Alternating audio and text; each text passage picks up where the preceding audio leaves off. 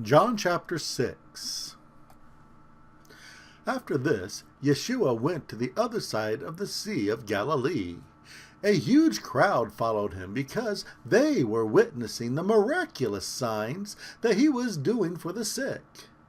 Yeshua climbed a mountain and sat there with his disciples.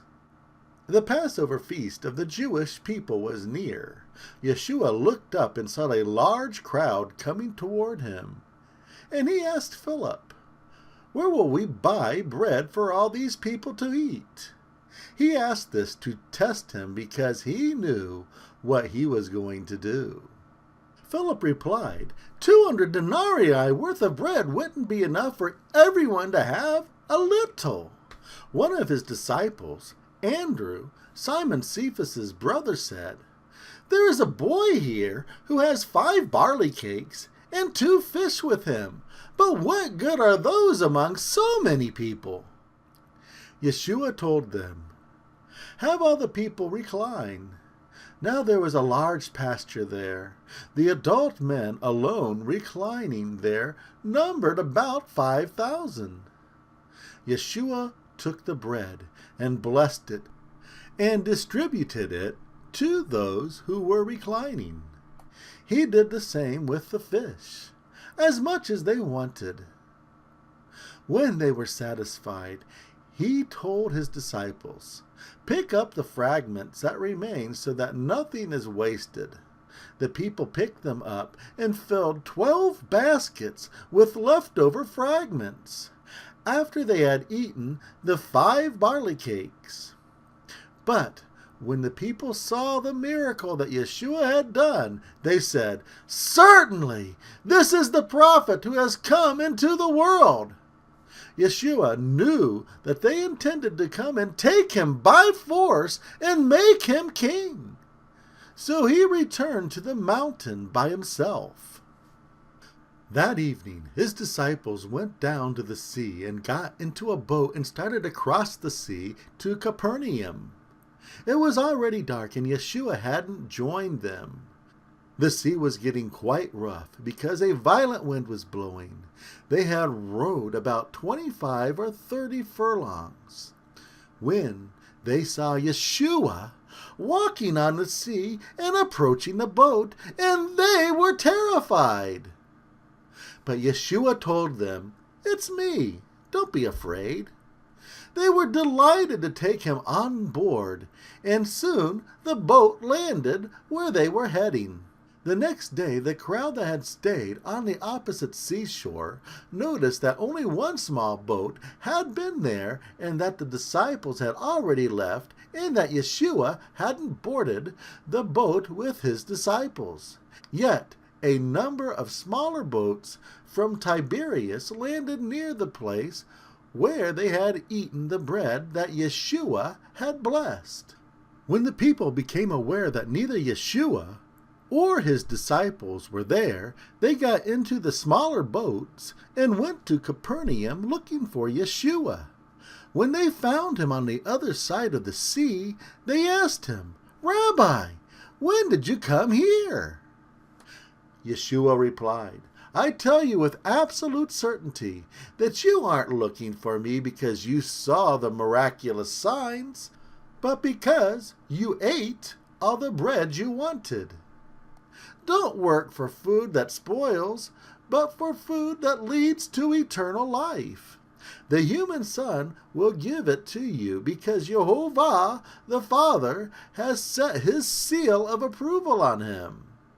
They asked him, "What should we do in order to be doing the works of Jehovah?"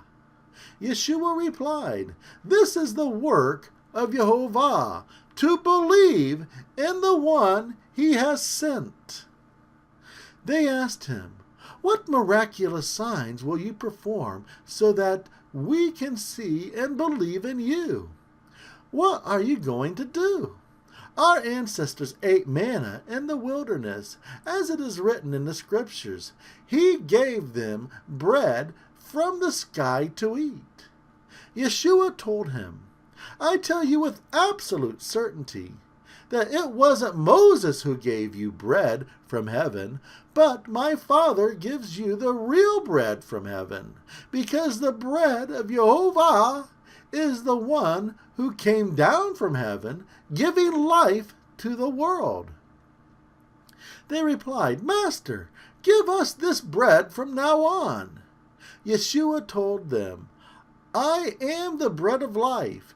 Anyone who comes to me will never be hungry, and anyone who believes in me will never be thirsty. But as I said, you've seen me, and you still don't believe. Everyone who my Father has given me will come to me, and no one who comes to me will ever be forced out. Because I have come down from heaven, not to do my own will, but the will of the one who sent me. And the will of the one who sent me is that I won't lose any of those he has given me, but should raise them up during the last day.